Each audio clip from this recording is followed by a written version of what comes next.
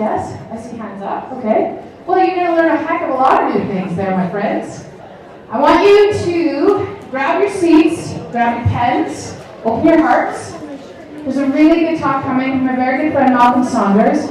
Malcolm is the founder and the CEO, I suppose, but not really, but also creative visionary, but also just like all around involved in the Light Cellar, top to bottom, yeah.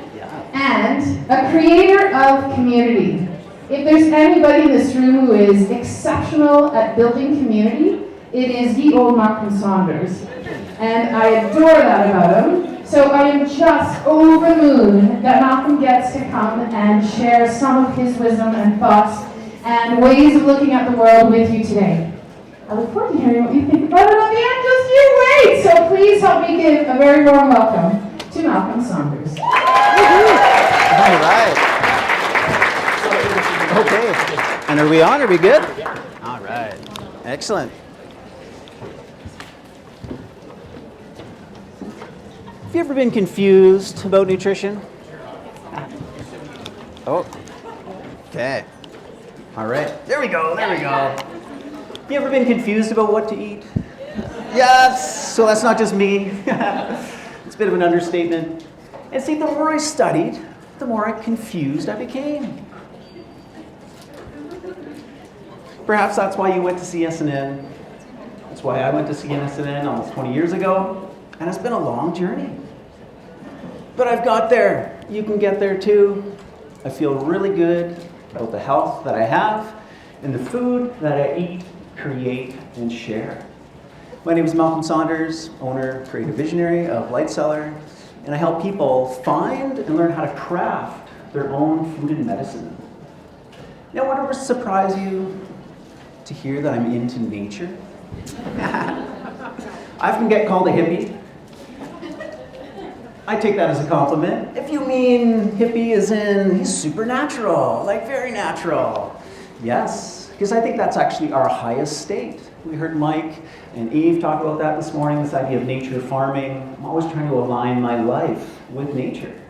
If you think about it, what's the highest compliment you can give? You're a natural. What's the best advice you can give? Just be natural. What's the best diet you can eat? A natural diet, right? Natural food store. I don't know what the other food stores are selling. So that's always been my guiding principle. Just really breaking it down, simplifying it, getting out of the weeds. But I get it, you're in school. Before I chose nutrition and herbs and mushrooms as a career path, I was actually a musician. Parents had that expectation that you go to school, you get a good job. All I wanted to do was live, eat, and breathe music. I played drum set and percussion, so I did post-secondary school. I have a jazz music degree. And of course, I didn't quite get that high-paying job that my father was expecting. But it set me on my path to be able to learn. Because what I discovered very quickly after getting, for musicians, there's two different types. Well, there's a third, but we'll get to that, right? So the two different types, maybe this was you. This was my wife, grew up learning conservatory piano. Could play beautiful music right off the sheet. Right? Sometimes very complicated, very complex music. And then there's my other friends, like this guy, Maureen Jones, absolutely amazing. He could just hear something and play it. He couldn't read music, he just played music. I was a little bit more like Maureen, jamming out, that type of thing. But then when I went to school, it became such an intellectual pursuit, right? Obsessing about the details. So much so, it wasn't unique to me. We had to bring in a facilitator for us musicians, young musicians, to learn how to play just one note. To reconnect back into our hearts and into our humanity and the essence, the magic, the beauty of music. And I feel like I went through a similar journey with nutrition. So whether you're in that stage, because you're studying right now, maybe you're in that stage right now after oh my gosh, how do I remember all these chemicals and all these macronutrients and micronutrients and what they do in their body? I'm here to invite you to be in your heart, get in your guts. Follow your gut more than nutrition trends, and just simplify. So we're actually going to talk about the 4 food groups today. No, not the ones, the Canada Food Guide. Those weren't helpful, now were they? In fact, probably quite the opposite. So this is not an idea unique to me, this is just universal. This is an observation of what do humans eat? What is our most natural diet? In the most simplified form that you could teach this to elementary grade schoolers and they would get it and benefit from it. All right, you ready? Excited? Yeah. Cool, right on. Now, Mike and David talked about this a little bit. This idea of industrial agriculture, right? It's very clear we have problems, we have issues environmentally. There are very real pressures that way, and there's a lot of social and even ecological pressures to be able to find the right diet. I don't know about you, but I went down that path 100%. In fact, what started me on my path of nutrition was this. How do I eat in alignment with nature, have the least amount of impact? I've been thinking about this for a while. I was 16, a time in your life when you're supposed to have all your youth and all your energy, and I could barely make it through a day. And it was all because of this one decision. It was a Tuesday afternoon, unlike any other. I'd come home. Mom was preparing supper. She's Scottish, so, meat, potatoes, that type of thing. My brother and I, we love junk food, fast food, and she very lovingly served us that as well. So I come home, I could smell the chocolate chip cookies going on the counter. I had this big announcement. I was a little nervous. I said, Mom, I'm going to become a vegetarian. Still going to eat this supper, aren't you? She was very kind. She said, Malcolm, I support you, but I can't help you. And so I was on my own. I had to figure out how to feed myself. And up until that point, food for me was whatever was quick, easy, and tasted good. You relate to that? We've all been there, right? My favorite foods, I could have them for breakfast, lunch, or dinner, were breakfast cereals. I love Pop-Tarts, grilled cheese. That was the extent of my culinary abilities. All I knew how to make were Pop-Tarts and grilled cheese and microwave pizza. Favorite foods were breakfast cereals, Lucky Charms, Fruit Loops, Frosted Flakes, those kinds of things. And that's how I started my food journey. And it might surprise you, but it didn't go so well. My energy went downhill. I had to take naps, I had blood sugar issues. Yes, well, fast forward to today, I'm no longer a vegetarian, spoiler alert.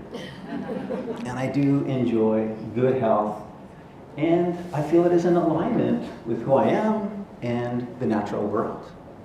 So this is the idea of finding out what is the more natural diet. We are going to talk about sustainability as well. We're going to tie that into the conversation. Because I think the biggest kind of wrong turn we took with our foods was the industrialization of our food system, right? Modern industrial agriculture. So I was recently doing a plant walk. We were picking poplar buds, and there was a man that came with his partner, young guy, must have been in his early 30s, a multi-generational grain farmer here in Alberta. And he was there to find a new way. He discovered that how his family had been tending the land had absolutely destroyed it. Yeah, stripped it full of nutrients, and it just was not productive anymore. Now, of course, industrial farming and industrial foods, it's been both a blessing and a curse. Never throughout human history have we ever had such an abundance of calories, right? Mike and Eve talked a little bit about that earlier. How it's not so much that we don't have enough food, it's the distribution. And unfortunately, most of that food, although there's an abundance of calories, is actually very poor in nutrients. Right? We're eating factory food out of factory farms, and it's created all kinds of disease and disconnection.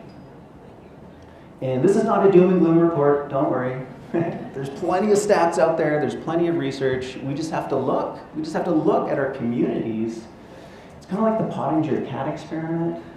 You guys know that, where each successive generation, it gets worse and worse, where the chronic diseases are showing up earlier and earlier. Yeah, well, that's why I'm so glad you guys are all here, to turn that around, to learn a new way.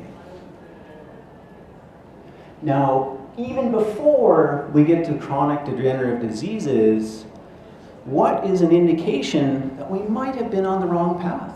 It's like one of the earliest signs, one of the earliest clues that we are on a degenerative path, not a regenerative path. It's the teeth. You've heard that phrase, never look a gift horse in the mouth, because the mouth is a window to your health. Yeah, and it's one of the first places deficiencies will show up, first sign of degeneration. And I put myself 100% in this category. I was the kid with all the cavities, growing up, constantly. Never had braces, did have my wisdom teeth out. But I'm curious, how many of you in this room, just by show of hands, never had a cavity, still have your wisdom teeth, never had braces, never had any sort of dental intervention? You got to be proud. Put it up. Okay, we got two. Yes. It's impressive. What should it be? Right? Indigenous people, and indigenous means to be of a place. To be natural, to be naturalized to an area eating natural foods, traditional foods, ancestral foods. These people had robust physical health. There's a quote, teeth and white and straight as piano keys. No dentists. Amazing. Does that seem a little more natural than what we've inherited? But the good news, if you know the Pottinger cat experiments, is that you can reverse it. We can reverse that. All right, so one of the greatest books ever written that most people have never read, including dietitians and nutritionists. This is not a talk about Weston A. Price, but it is an absolutely incredible book. If you don't know the story, the 1930s, Dr. Weston A. Price, a dentist at a unique time, traveled around the world to all of the continents throughout the world, looking at indigenous people eating traditional foods, ancestral foods, and also the influence of modern industrial foods as those came into the communities, or the people left the communities and went into the cities, and then the effects of their teeth. And in fact, most of us, if it weren't for modern dentistry, would actually probably look like that. We'd have teeth like that. Or it should be like that. So absolutely incredible body of work that really can provide a baseline for what is possible as humans. Okay, this is the Natural Food Guide. This is the Ancestral Food Guide. These are the 4 food groups that you were never taught. You can think of them as kingdoms of life: plants, animals, bacteria, and fungi. So we're going to walk through each one of those. We're going to talk about what do they offer? What are their benefits? We're also going to talk about what are maybe some cautions or considerations to each of these food groups. But I tell you, every single culture throughout time, these are the foods that humans have ate. So think in your mind, is there anything that you put in your body that could be described as a food, not an edible food-like substance, as Michael Pollan would describe? Is there anything outside of these 4 food groups that should all line up? Sometimes there's a crossover, right? You think about okay, kombucha. Okay, well that's called a SCOBY. The acronym is SCOBY, which is a symbiotic culture of bacteria and yeast. So it's actually kind of a cross-kingdom species. But all natural foods will fit into any one of those 4 kingdoms. And it's essential that we eat from each one of those kingdoms. What I love about this food guide is it won't tell you what to eat, when to eat, or how much to eat. That's up to you. Because food, nutrition is an individual journey. It's going to leave room for that intuitive eating. Because it changes all the time, doesn't it? What I want to eat changes day to day, week to week, month to month, season to season, year to year, stage of life to stage of life. So I, used to be a vegetarian. I was a raw foodist. I tried all these different labels. I let all that go. I'm a flexitarian. I'm an opportunivore. And most importantly, I'm an omnivore, right? Omni, someone who eats everything. For the longest time, I was into yoga. Anybody's into yoga, right? Like, a lot of it's all about achieving these high states of consciousness, omniscience, omnipotence, omnipresence. And then I got it. Wait a minute.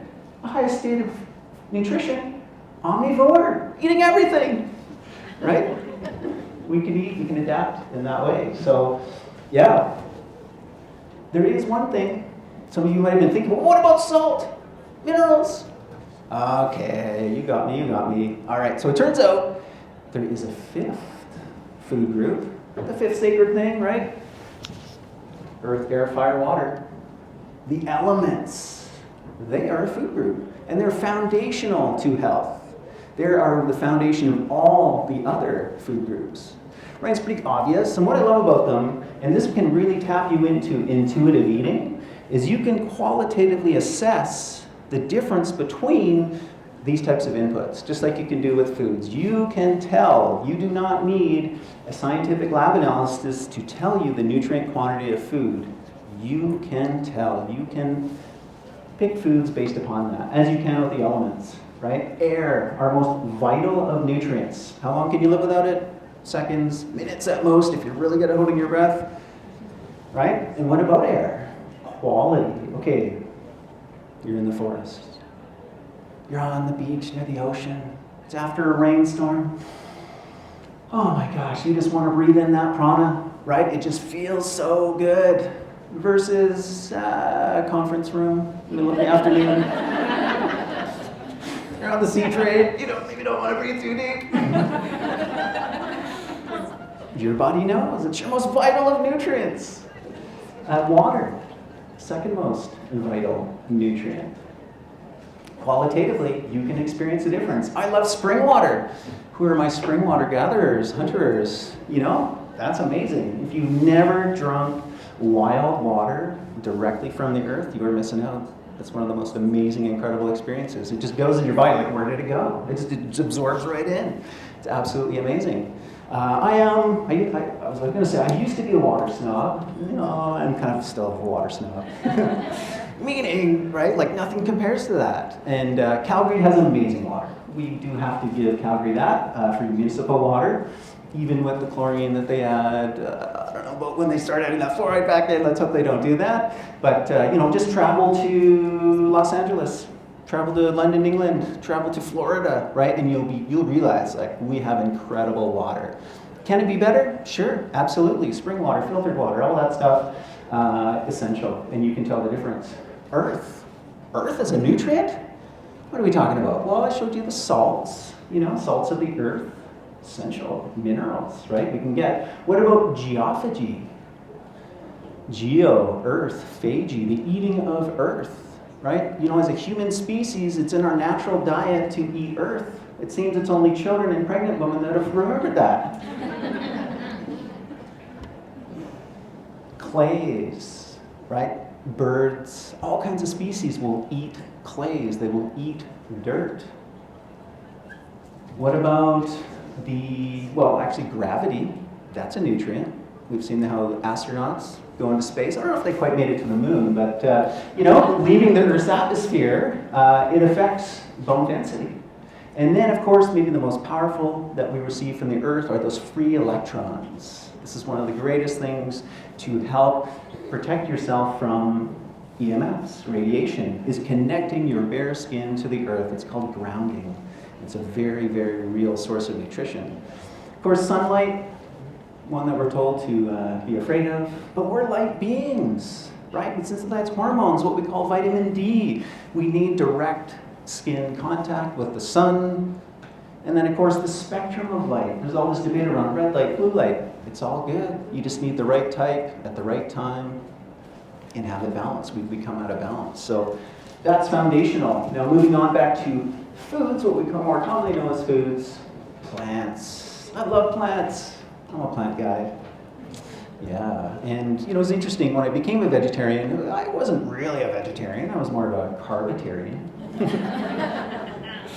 Cookies, bread, pastas, that type of thing, just trying to get enough energy.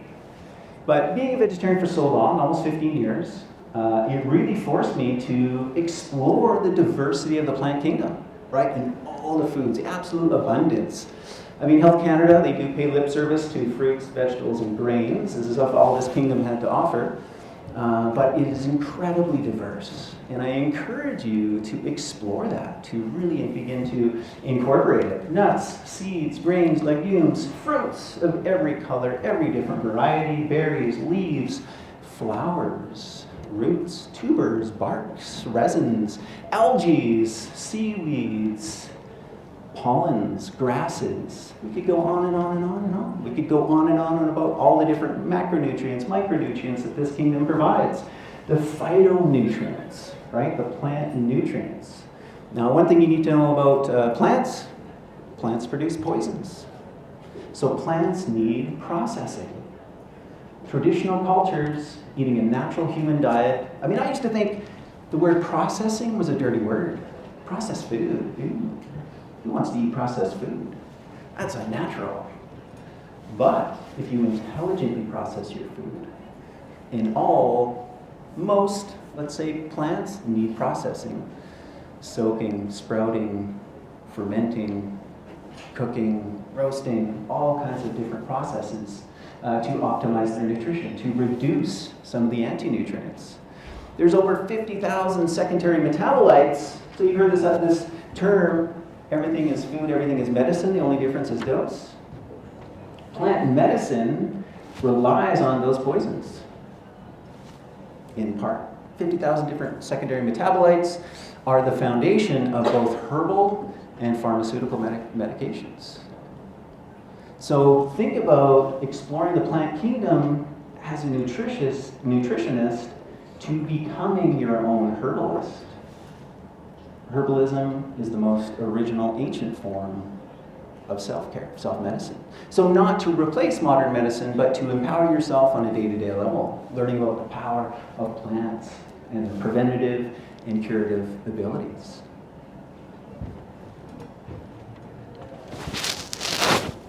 One thing that really helped me get into the world of plants was this idea of superfoods, right? Which sounds like a bit of marketing, right? Blueberries is a superfood, broccoli is a superfood. Okay, sure. Whatever is a superfood to you, and by that I mean, I'm sure you've had this experience, right? I had a friend, we almost nicknamed her Goji. Because every time I'd see her, she's eating goji berries. She just could not get enough, right? It was like, oh my gosh, I don't know what's in these, but I just can't stop eating them. Hemp seeds was another one. I saw people just go crazy about maca, these kinds of things. And to me, a superfood has unique, high, extraordinary properties of specific nutrients, maybe unique nutrients that are not found in other foods, right? And it makes a difference. You put it in your mouth, right? I could tell you all to leave here eating more lettuce and more apples, and I tell you it wouldn't change your life.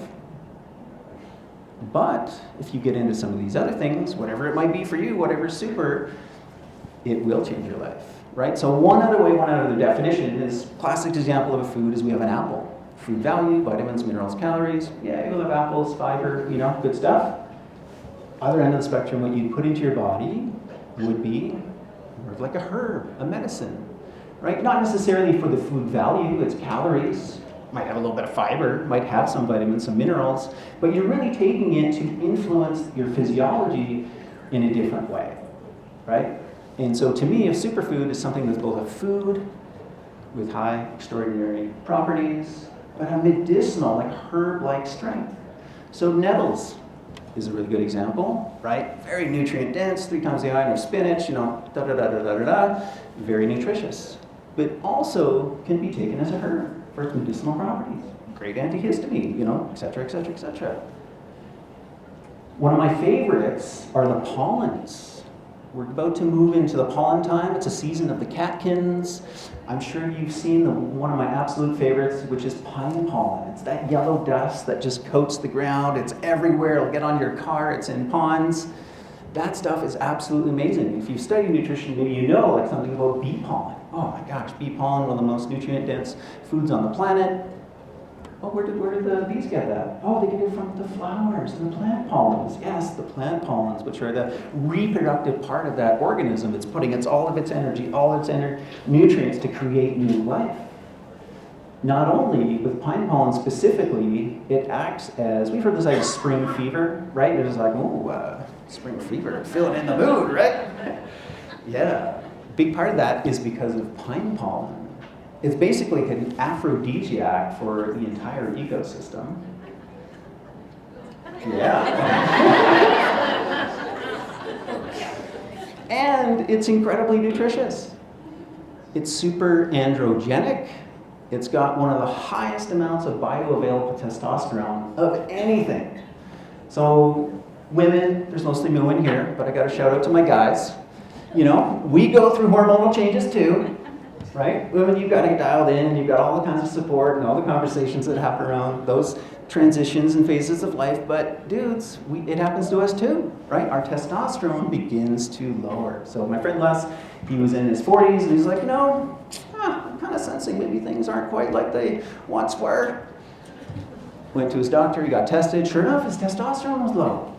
And you know, the fact that he went to his 40s still with high testosterone was pretty good because it's happening in 20s, 30s. It's lowering even earlier, sooner. He'd heard about pine pollen, started taking it, and within 2 weeks went back and got tested. He had doubled his levels of testosterone just from taking pine pollen.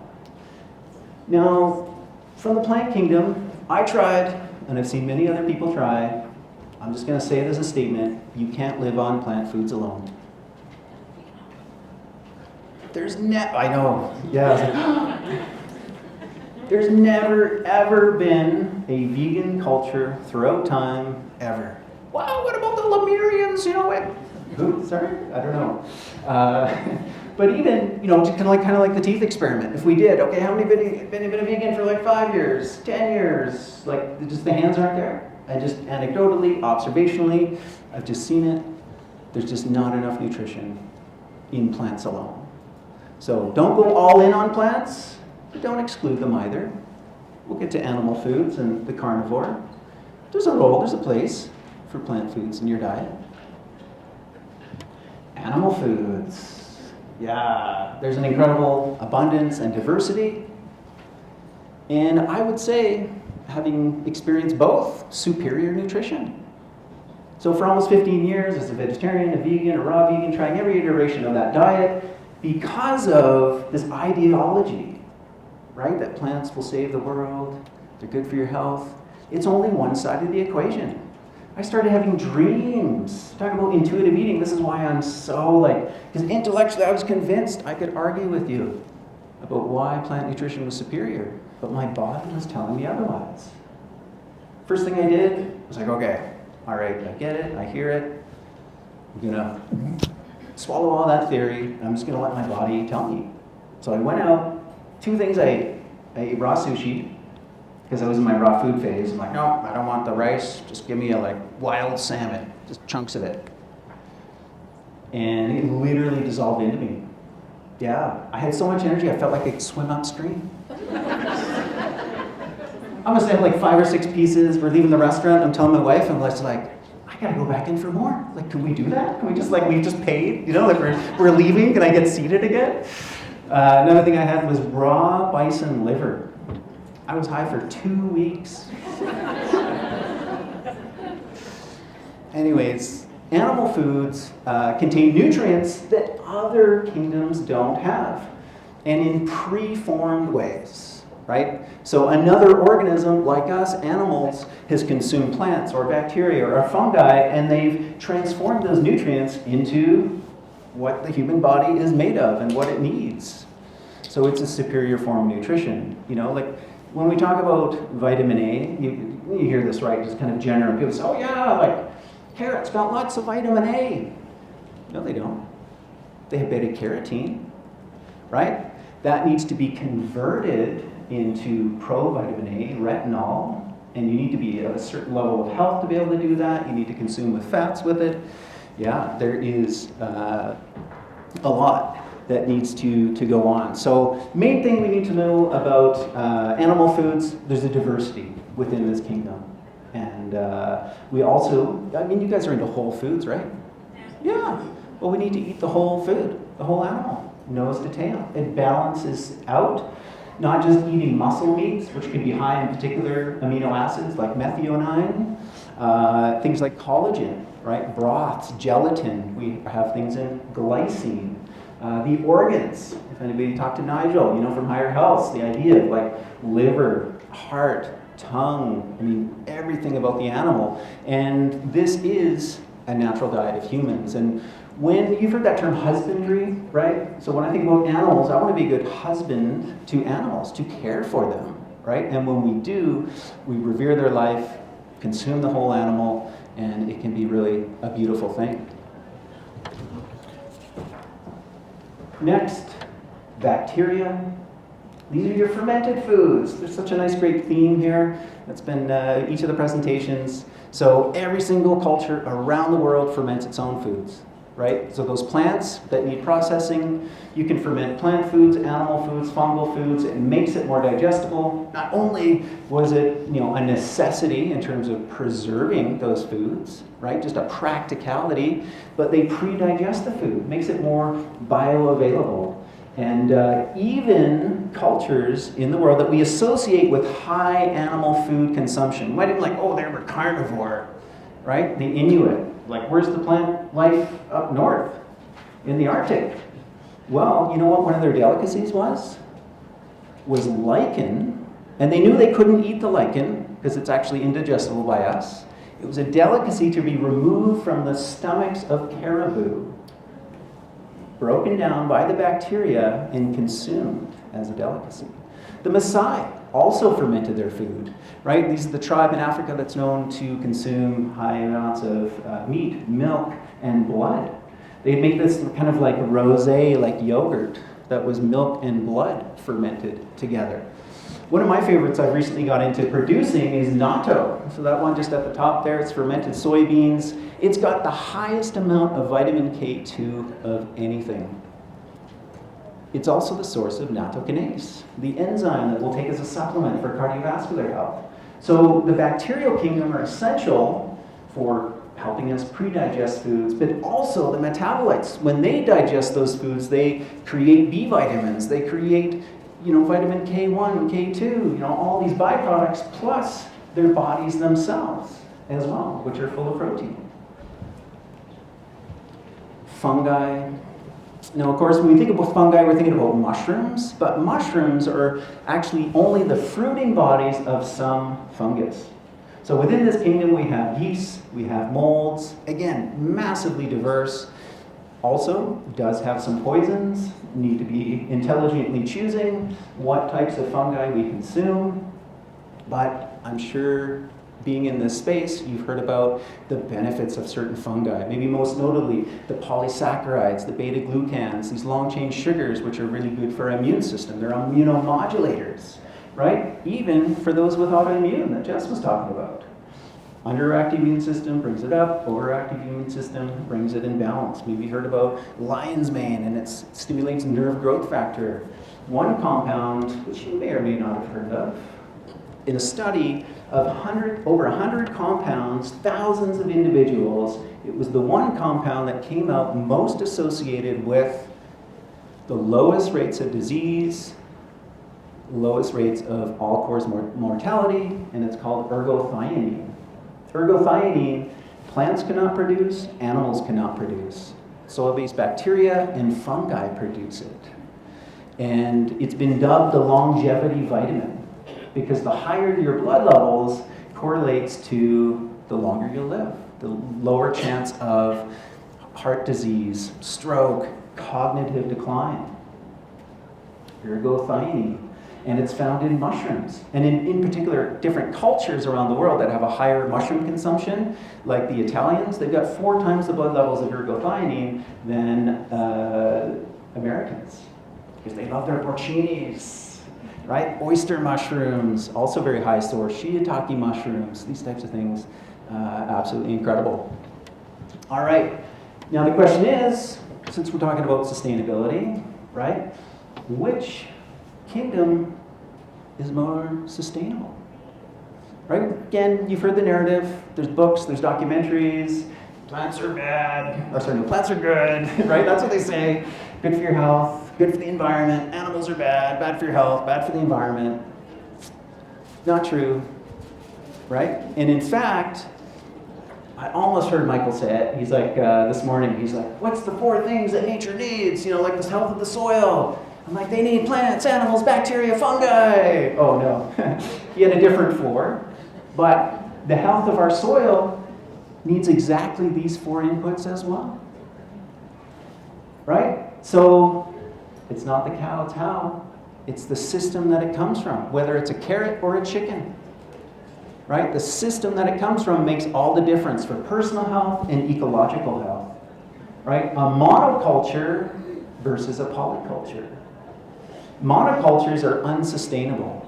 Whether it's a plant monoculture, because they deplete the soil. That's what plants do. They pull minerals from the soil. And if we pull that out and remove it, don't put anything back, oh, but wait, we've got our synthetic fertilizers and this and that. Well, oh, that depletes the soil too. And, you know, in monocultures, we get a lot more pests. Oh, we've got our pesticide. Oh, okay, well, that depletes the soil too. And then tilling of plants. Did you know, I'm not sure if this statistic is true, that it takes 100 years for the life forms in the soil to regenerate after being tilled just once. Even if that's half true, 50 years, 10 years, 5 years, we know that when you till the soil, you are exposing it, you're degenerating it, you're losing life forms. Yeah, there's no such thing as a non-harming diet, by the way. I had this kind of myth of like, well, if I only eat plants. It's a beautiful sentiment, but life feeds on life. Yeah. So, and in that, there's a very important point. When you till the soil, when you disrupt the mycorrhizal fungi, they can no longer upcycle that ergothioneine for the plants, and it's not in the food. Whereas a polyculture is an intact ecosystem of plants, animals, bacteria, fungi, all integrative, all supporting each other, creating healthy soil, healthy food, healthy people. But we need industrial agriculture to feed the world. There wouldn't be enough food. Not true. All right, this is my friend Dakota Cohen. His family farm is called Cohen Farms, and there's many, many other people just like him that would attest to what he's been doing. He's turned his family farm around to be permaculture, polyculture. He is raising animals, growing plant crops, while regenerating the soil, while bringing more biodiversity, watershed, back to his land. And he's not even producing at full capacity. There's so much more that land could produce while he's doing that. He says if others followed his example, just in Canada alone, we'd be able to produce 3 times the amount of food that we need in Canada. I was talking to someone recently, and they're like, well, you know, we don't want to go back to subsistence farming. That'd be like the dark ages. It's just not true. Go talk to Dakota, right? Or any other person that is, you know, regeneratively stewarding the land. It can be done. And plants, animals, bacteria, and fungi are all a part of it. And wild ecosystems. Mike talked about this as well, right? This is, again, you can feel, we go into an old growth forest. That's a polyculture, right? Established ecosystem. Permaculture is all about trying to mimic nature, as he said. So I'm a wild forager. I love to get out into nature. You know, like that to me is nourishment in itself. I like to pick mushrooms. They say the mushrooms will heal you in 2 ways if you're a forager. One way is like the technical, the science term, the polysaccharides, the ergothioneins. The other way is just being around them, right? Drinking a cup of reishi tea, it's like internal forest bathing. Turns out wild foods generally have more nutrition in them as well. They got a higher life force, and you can feel it. Craft your own food and medicine, right? Whether that's wild crafting, whether that's growing a garden, but participating in that act of creating your own food, creating your own medicine. One of my staff a number of years ago, both his parents had very traditional roles where, you know, she was the homekeeper, she raised the 2 boys. He went to work, you know, provided financially, and then as the boys got older and moved out and he retired, you know, they're like, you know, there was all this room, all this space. And in all those years, he had never stepped foot in a kitchen until she sent him to one of my fermentation workshops.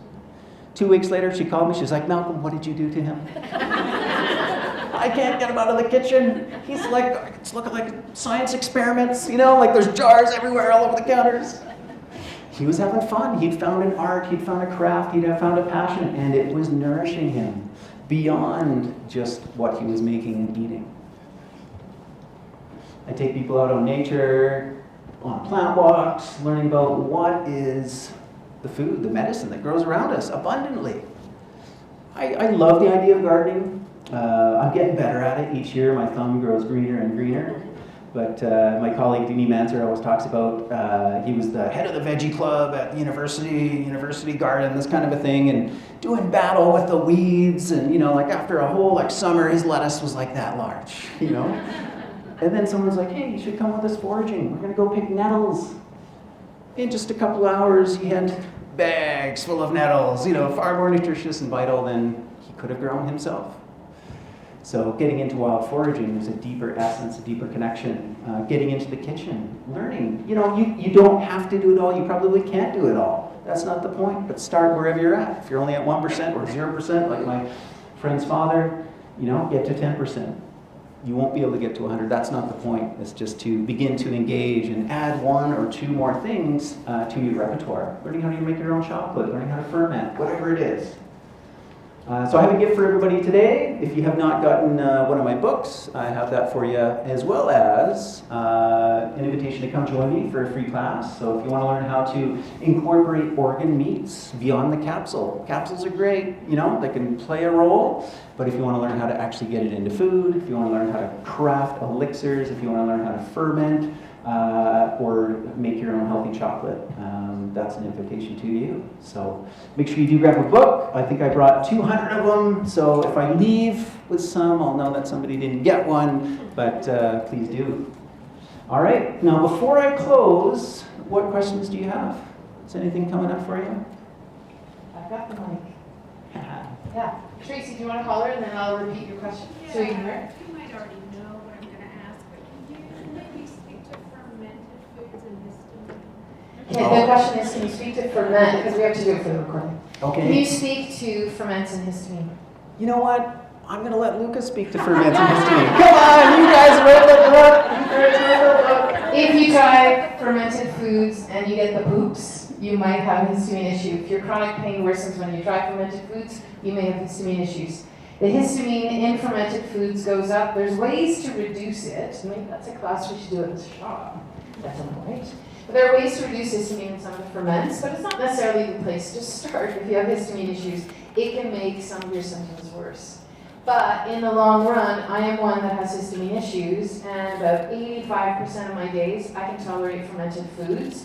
For some people, you can get there. For others, it's not necessarily a possibility, but it doesn't mean you can't benefit from fermented foods in other ways. That's a level 400 class. Thanks for coming by. Good question. Anybody else have any questions for Malcolm? Pull them all out. Like, go deep for these questions, because this is the guy who's going to answer. Can you explain the difference between fungi for plants and fungi for us? Like there's different... Yes. Okay, great question. So the difference between fungi for plants. So you have many different types of fungi. The two main ones are you have mycorrhizal fungi and saprophytic fungi. You can get parasitic fungi, you can get other different types of fungi, but the mycorrhizal fungi, these are the ones that are in the soil, that thread-like mycelium. And they form networks between themselves and the plants. And there's an exchange of nutrients. So the plants will give them sugars and the mushrooms will give them minerals, that type of thing. So there's that relationship that's going underneath in the soil, specifically for plants. And then we have the saprophytic fungi, which are the decayers, the decomposers, and they will consume dead and decaying material, which is actually a very exciting possibility. I was chatting with somebody earlier about medicinal mushrooms and growing mediums, right? Because there's rightfully so. There's a huge kind of trend about fungi and mushroom products, that kind of a thing. And some of the best are ones that are grown on the original substrate that they would grow on in nature. So you can grow a lot of different mushrooms on rice or straw. But maybe what they're typically designed and adapted to is wood. So reishi mushroom is a really good example. And there's something called dawnwood, which is the original wood that it grows on. That produces different compounds. And it's the idea of you are what you eats, right? What is it feeding on? What does it have available to it as its growing medium? And I recently came across, well, it's a couple years ago, we call it reishi 42, and it's a type of reishi that's grown on a substrate of 42 different medicinal herbs. Whoa, right? There's unique, novel compounds in that reishi that you can't find in other reishis because it's got a different substrate to feed off of. And that makes its way into the end product that you're consuming. Yeah, 100%. It's like upgrading your upgrade. There we go. Okay, who has more questions? I'm just gonna sit here. Okay, Amy. Hi, thank you, Malcolm. Excellent talk. Something like medicinal mushrooms that have been around for thousands of years are now a very popular superfood that's being put in so many things, right? So how do you know with these superfoods what's quality, what's actually absorbable, what's magnified within all of the products that are out there now? Yeah, no, totally. And, Mike made a really good point, in terms of like these certifications. So that can be helpful, but a lot of these terms, a lot of these words are all getting co-opted, and it really just comes back to, knowing the source as best as you can, or knowing the source that knows the source. Certain things that I do look for, and this might be beyond some of your heads, but the idea of, with mushrooms, you can have mycelium, which is the organism, and then the fruiting body, which is kind of like the apple on the tree. Though there are benefits to mycelium, I prefer fruiting body extracts because there's more chemistry in there, and you can taste it, right? If you taste a fruiting body extract versus a mycelium, the mycelium almost tastes sweet, starchy. The fruiting body extract is like incredibly bitter. And what happens there is that it's almost impossible to separate the mycelium from the substrate for what they grow it on. So the rice, whatever medium, so you end up with that in the final product versus just the pure mushroom body and what's extracted out of that. So that's one thing that I'll look for. It's, I think, just really knowing source, right? So further question to that, for somebody who's never tried medicinal mushrooms, is there something you could recommend that where should they start? Yeah, okay, great question. I would suggest something like reishi mushroom. I was chatting with somebody earlier about autoimmune. So as I mentioned, all the mushrooms are immunomodulating. However, I have heard anecdotally, also from naturopaths, that chaga, you might have heard of that one, is actually more immunostimulating than it is actually modulating. So if look into that, reishi is a really good one. It's also, and I know I probably can't say this, safe for pregnancy, safe for all ages, because there's that historical reference of use. Been used for thousands of years. It's one of the most well-studied herbs on the planet. And a long historical use of it. So reishi is a really good one. And you can make mushroom teas. You can throw them in your broths, right? So as you're getting into, your animal foods and you're making bone broths and those types of things, just throw some mushrooms in there. It's all about adding these types of things in, without trying to, who needs to take on more different, to your life. It's already complicated, right? Just add it in to what you're already doing. And that's why I love those extract powders. You can get them in capsules, nothing wrong with that, but I like to taste things as well. I think we get a lot more of the chemistry when our body can actually taste it and respond to it. They have a very, not so much a mushroomy flavor, but more of like kind of a dark, earthy, bitter flavor. And that can be awesome in chocolate or coffee or, So, my wife's a coffee drinker. I'm not, because I'm better than her and I'm better than you. She likes coffee, I like tea. No, it just doesn't work for good, but I love stimulants. No problem there. And but she's very committed to coffee. We've been married, it's going to be I don't know, over 20 years now coming up. And yeah, I can count on one hand the number of times she has not had a coffee that we've been together. Like 20 years. Unbelievable. It's not like she has 10 a day. She has like 1 a day. Maybe a second one, you know, every once in a while.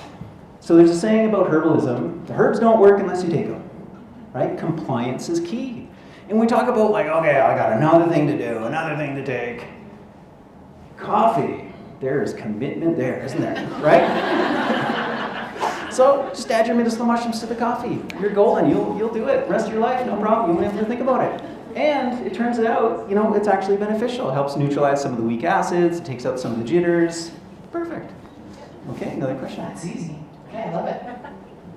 And like a quarter teaspoon, half a teaspoon? It depends on the product that you're taking. So if it's a good, really strong one, you can get away with as little as 1/8 of a teaspoon, quarter teaspoon. So a lot of the studies, like the one about lion's mane, how they, it was a double-blind, placebo-controlled study out of Japan, elderly people already experiencing signs of cognitive decline. Split the group in two. One group was given placebo, the other group was given lion's mane. 1 gram 3 times a day. And the effects weren't noticed until about 2 weeks, so it does take a moment to kind of like build up in the system. And the group taking the lion's mane started to score better on cognitive tests. And that continued even after they stopped taking the lion's mane, but eventually that benefit dropped off. So it is something that you need to kind of bring into your diet and food every day. I'm just going to build off of that, what you said. I'm a chef, so I'm looking for more ways to incorporate like medicinal mushrooms and fungi in everything that I do. On that note, is there anything to keep in mind when preparing them? So heating them to a certain temperature or freezing them that takes away nutritional value or absorption? Yeah, really good question. So most of the compounds that are in medicinal mushrooms are heat stable. There's certain ones that are, but ultimately most of them, like those beta-glucans, no problem. Yeah, so throwing it into broths, stir fries, right? You think of all the traditional ways people have consumed them. Yeah, and of course they're delicious as well. Yeah, and if you don't like the taste of mushrooms, some of them can have more like lion's mane. It's really kind of neutral, and it can really soak up and absorb. So you just kind of go heavy on the flavor to really like bring that influence in.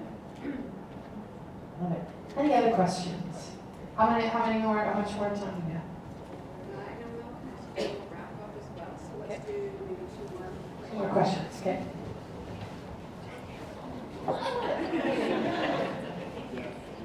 For people that want to get into foraging, Are we close? Cool. and don't want to get, a warning shot sent to their head, knowing if you're going home with one or not, you have good resources of like all trails. For example, hiking has great maps of where to hike. Is there like a foraging community that's like this area? Right. That's hot, whatever. Yeah, for sure. Okay, so for foraging, the best is private land, for sure, where somebody you got the permission. Public parks are generally a no-no, like definitely national parks, you just can't remove anything. City parks, I've got a colleague that views them more like zoos, in the sense that like, okay, it's the small kind of isolated population that literally if we all went out and started picking rose hips, like, we would decimate the population. But if we all went out and picked spruce tips, poplar buds, there's so much, like a lot of this stuff. I mean, actually a friend of mine, Blaine Andrusic, he took out the city of Calgary on a foraging walk in the city, and his entire list of all the plants that he showed them how to pick, how to use, taught them about, were all on the noxious weed list. And noxious weeds, they make them take them out. Like you have to. Yeah. Like so, they're like, great, pull them, take them, right? Yeah. What's a weed, right? It's just something that we don't yet appreciate. Yeah. P.S. Malcolm does a lot of foraging, and they have the foraging forecast as well. You probably don't want me to say that, but I'm sorry. But there is a service through the Light Cellar. So if you go to lightcellar.ca, you're going to find lots of information there. They do foraging walks for those who are not necessarily in this area, coming from away. Make sure you connect, because there's also a subscription service where you get a couple emails a week. I'm on it. I love it. And it has made me wake up to what is in my surroundings. So I welcome you to join. Yeah, and I guess I'll just add to that as well, like Crown Land is a place that you can go and forage as well. Right on. One more question. Yeah. question is if you, I have areas where I can go forage, but it's not in Alberta. So if I was taking a foraging program through you, then what about like forests that are on the west coast? Is there going to be similarities, differences, things that I need to be aware of? Yeah, really good question. So, because one of the things that someone, like a friend of mine who was a homeopath, and I took her to her property and on the coast, and it was like lichens and all these different things, like, and all the stuff that hangs from the tree, and a lot of those are actually for cancer and all sorts of things like that. oh, totally, absolutely. So, you know, when you look at the difference between Alberta and BC, like, come on, BC's got it down for plants. So I would say if you did a plant walk in BC and you started learning about all their plants, and you come to Alberta and you'd be like, where is it? You know? But if you do a plant walk in Alberta, you'd be like, oh yeah, I know that one, I recognize that one. Yeah, so there's a lot that, you know, all across Canada, you can see them, recognize them. You can even go to other countries, other continents. There's principles that you'll learn. You're like, okay, square stem, it's in the mint family. You know, like you can use certain principles like that. You can also get into using just literally your taste of like, okay, and you begin to like kind of decipher what its properties might be. Yeah, just from that. So yeah, wherever you can, even if you're on a vacation in the tropics, like I would do a plant walk down there. You never know what you're going to see, what you're going to find, the crossover. But even just the fact of like engaging, opening your mind and connecting with the landscape in a different way, if you'll never see those plants again, all good. But definitely in Alberta, they're in BC, they're in Ontario. You can go up to the Boreal. There's going to be differences, but there's going to be a lot of similarities and commonalities. I leave to you to wrap it up. All right. Okay, wonderful.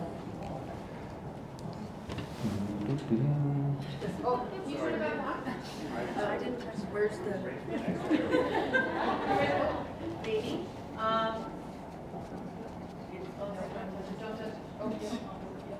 I did not, I did that. No. Where? Where's the other one? There.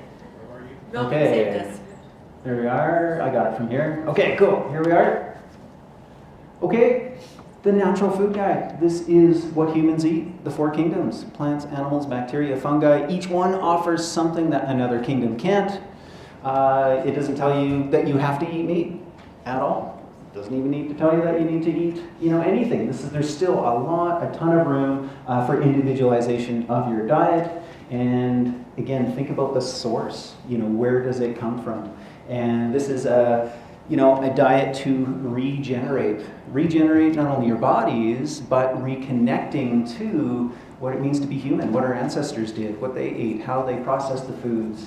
There's deep, deep connection, and we can either eat indigenously or we can eat industrially.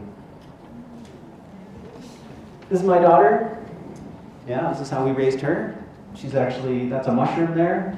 That's one of the coolest mushrooms around in this forest. You can find those in Calgary even. It's a relative, it's a local lion's mane.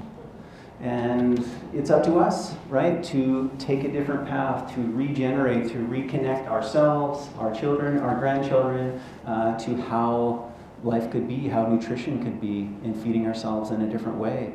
And I'll just finish with this idea of letting go of kind of the ethical or ecological guilt you may feel around eating. Life feeds on life. All food is alive, all food is sacred, and all food is nourishing. Thank you so much.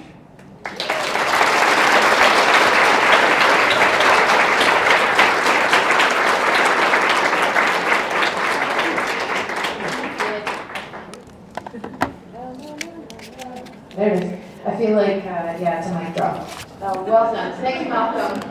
Really enjoyed that presentation. I feel like you were knitting together so many of the themes that were talked about today. I know. And you did this beautiful job of just putting a nice bow on it. Well done. Thank you, Luca. Awesome. Yeah. Glad to have you. Awesome. All right, we are getting ready for our